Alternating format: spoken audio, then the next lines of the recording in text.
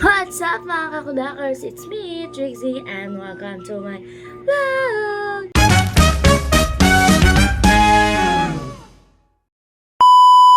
So for today's video mga kakudakers ko, may hawak na akong kutsara, diba?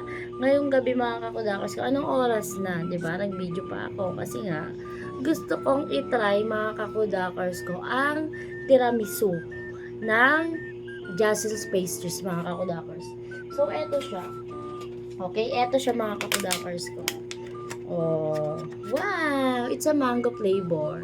I'm so haggard na ha. Tignan niyo naman yung aking face at ang aking hair. It's so pangit na, di ba? Ayan. Ito ang, basta ayan. Ayan, mango flavor.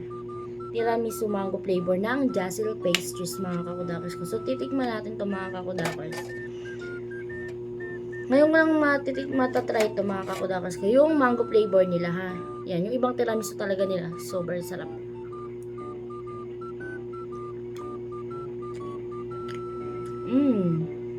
Ang sarap. Talagang hindi tinipid yung sa mga kakudakers. Hindi talaga tinipid sa ingredients. Diba? Hindi talaga tipid mga kakudakers ko. Sulit na sulit talaga yung pera dito mga kakudakers. Kaya ang daming bumibili sa kanila nito mga kakudakers ko. Kaya sa mga gustong itry yung tiramisu, yung mga pagkain ng Jazzle Pastries, and ayun nga po mga kakudakers ko, nasa El Mercado de Calumpit sila hanggang sa 23. Ayan, 4 p.m. to 10 p.m. or 11 p.m. mga kakudakers ko yan. Diba? Ang daming bumibili sa kanila nito mga kakudakers. Sulit na sulit talaga yung babayad nyo dito mga kakudakers. Pretty sure. Kaya subukan nyo. Hanggat di nyo nasusubukan, hindi nyo malalaman kung ano ang aking sinasabi mga kakudakers ko. Kaya itry nyo na. Kaya go na kayo mga kakudakers ko sa El Mercado de Calumpit. Ayan. Sarap. May spaghetti pera sa likod.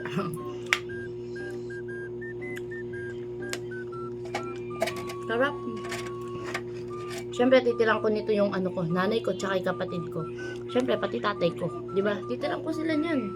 Siyempre, di nila pwedeng ditikman to. Kailangan, natatry din nila to. Diba? Kailangan baka maubos ko, pero hindi. Kailangan, tilang ko sila mga kakudakers ko. Kailangan, masubukan din nila to. Ang tiramisu ng Jazzle Pastries mga kakudakers ko na mango flavor. Natikman naman na nila yung mga yung ibang ng Jazzle Pastries mga kakudakers ko. The best talaga. Okay na to mga kakudakers ko kasi nga kung sa nanay ko, tatay ko pa, diba, tsaka kapatid ko. So ayun lang mga kakudakers ko. Thank you for watching. Bye! It's so yummy! Bye-bye mga kakudakers. Try nyo na.